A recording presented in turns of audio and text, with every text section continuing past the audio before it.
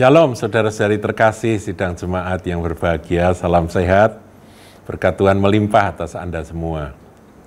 Di dalam Suara Gembala kali ini, saya akan mengajak saudara untuk belajar akan arti dari apa yang sering muncul ketika seorang hamba Tuhan berbicara mengenai metode penafsiran Alkitab. Itu istilah yang sering muncul adalah eksegesis dan eisegesis. Nah, saya ulangi ya, eksegesis dan eisegesis. Nah, itu adalah dua metode penafsiran firman Tuhan. Ketika kita membaca firman, maka kita ingin tahu bagaimana firman ini berbicara, kan begitu ya. Nah, metode yang pertama, eksegesis, itu adalah metode yang disepakati oleh para teolog, itu metode yang benar dan seharusnya dilakukan. Hamba-hamba Tuhan yang belajar firman, studi Alkitab, itu seyogyanya sebaiknya memakai metode eksegesis. Apa itu eksegesis? Eksegesis itu, dari arti kata eksegesis itu adalah menuntun keluar dari, ya, itu eks itu kan keluar, menuntun keluar dari, itu eksegesis. Jadi eksegesis itu begini, saudara jangan keliru ya, eksegesis dan satunya lawannya itu eisegesis, hampir sama ya, ya, tapi itu beda.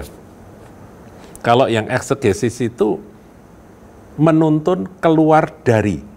Jadi ketika kita membaca Alkitab, maka kita ini, kalau metode yang benar, yaitu eksegesis itu, mengizinkan firman itu berbicara apa adanya firman itu. Tentunya kita harus mempelajari juga latar belakang, situasi pada waktu firman itu disampaikan. Itu seperti apa, itu sebagai pengetahuan latar belakang atau pengetahuan tambahan, itu penting.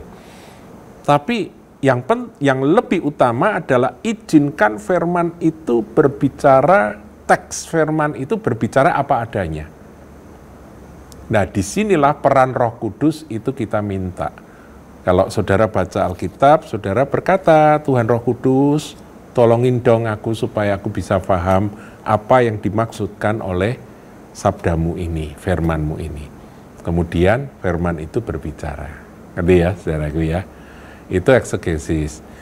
Menuntun keluar kebenaran itu dari dalam.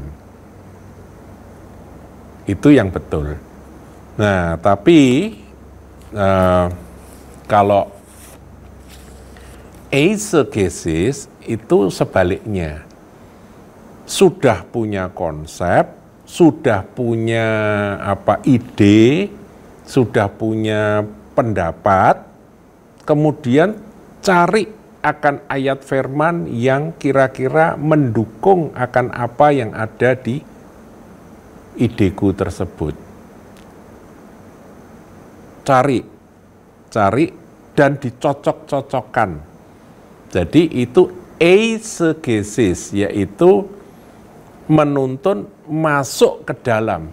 Jadi ideku ini yang akan aku masukkan ke dalam ayat-ayat. Nah, disitulah biasanya unsur pemaksaan.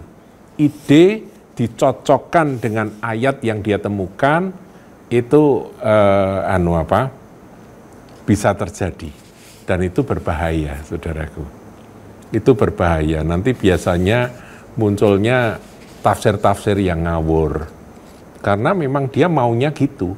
Maka kebenaran dirinya yang ada dalam dirinya itu yang terutama, kemudian ini hanya sebagai pelengkap. Nah, tapi kalau orangnya pintar mengolah, jemaat yang mendengarkan, para audiens yang mendengarkan bisa ditipu, saudaraku. Sepertinya, oh iya ya, betul ya. Padahal enggak benar itu ya, kalau metodenya metode eisegesis tersebut.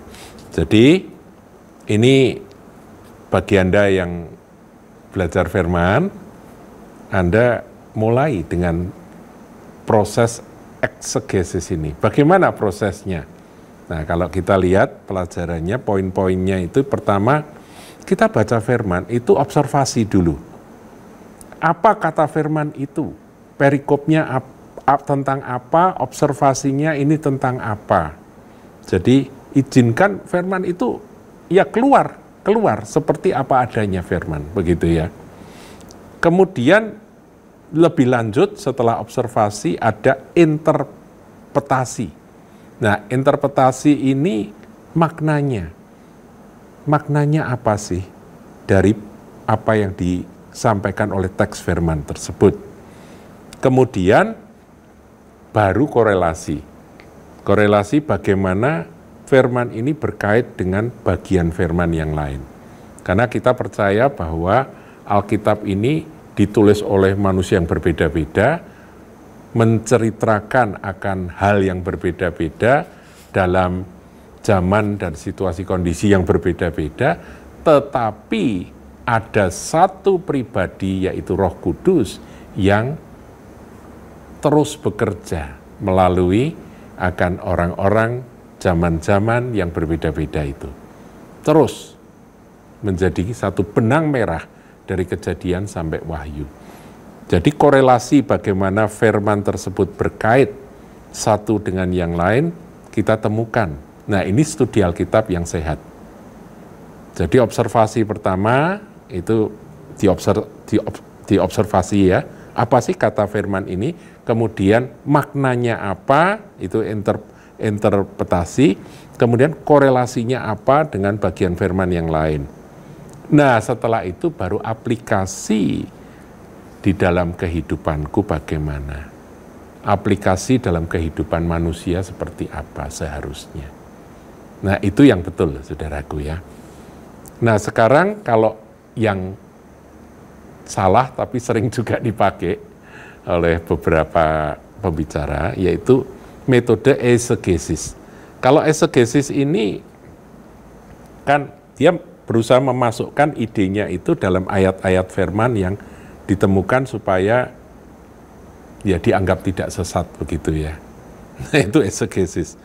Jadi pertama dia punya imajinasi, aku punya keyakinan bahwa ini adalah sebuah kebenaran begitu ya. Dia punya imajinasi. Kalau dia seorang pengkhotbah ya hal ini mau aku sampaikan. Kemudian dia eksplorasi. Eksplorasi yaitu cari nas-nas Alkitab, nas-nas firman di dalam Alkitab yang terlihat cocok dengan apa yang menjadi ideku ini.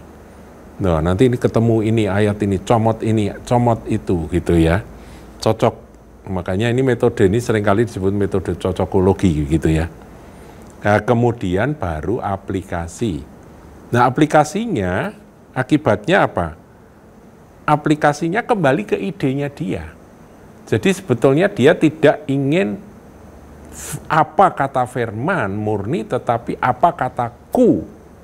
Nah, kemudian baru firman ini sebagai penopang atau pendukung yang tentunya itu sebuah kamuflase yang bisa membuat orang tertipu. Roh Kudus akan bekerja, saudaraku. Saudara mungkin bertanya, apa Roh Kudus itu nggak bisa tuntun kita yang tiba-tiba buka firman Tuhan, ada firman yang berbicara? Bisa, itu bisa.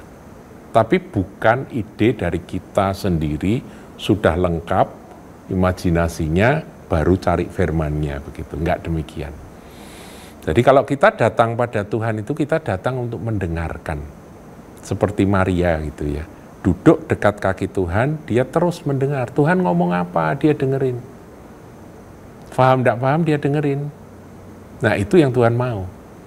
Kalau kita menjadi Maria, yang duduk dekat kaki Tuhan, yaitu saudara dan saya pegang akan Alkitab, dan saudara mulai membaca Alkitab, maka terjadi akan tuntunan Roh Kudus seperti itu. Nah, inilah eksegesis, yaitu kita mengizinkan firman berbicara, kemudian kita tanya Roh Kudus maknanya apa, kemudian Roh Kudus menjelaskan ini maknanya ini, kemudian korelasi dengan hubungan dengan ayat yang lain, kemudian Tuhan tunjukkan ini, semakin jelas saudara diberkati.